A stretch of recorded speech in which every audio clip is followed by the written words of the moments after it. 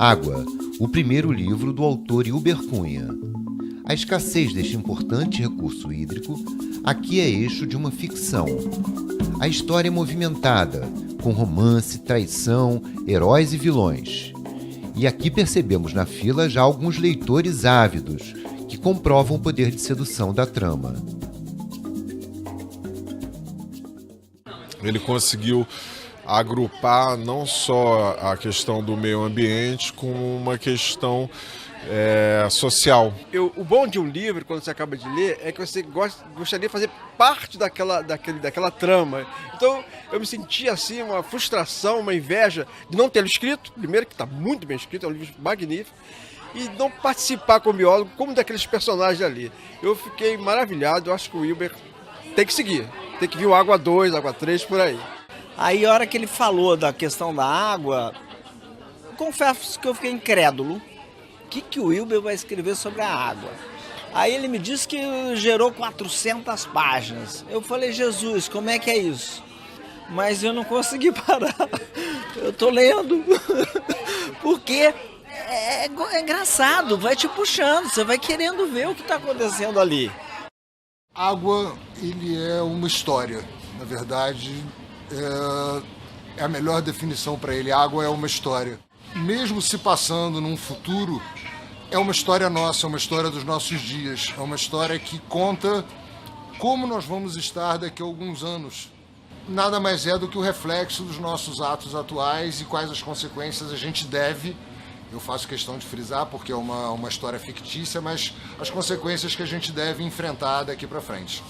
Essa sinopse eu começaria contando para vocês que não importa o tempo, a nossa sociedade ela continua com muito em base nessa coisa das divisões, né?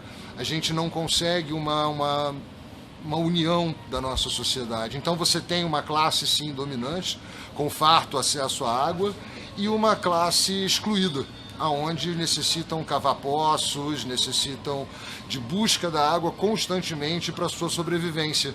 E é justamente esse jogo, né, de busca por fontes de água que traz o fio condutor da história e aquilo que é apresentado ao leitor como uma conclusão, como um clímax, né, da construção de uma nova sociedade.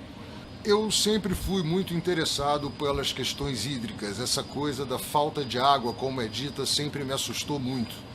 E eu sempre tive e guardo até hoje muitas matérias que tratam do tema. Então, quando a história do romance começou e que esse fio condutor da água começou a puxar a história, eu voltei a recorrer a essas pesquisas, a essas matérias, e fiz outras pesquisas, outros estudos a respeito do tema. Você começa a escrever uma história e, desculpa cair no clichê, você não sabe como ela vai terminar.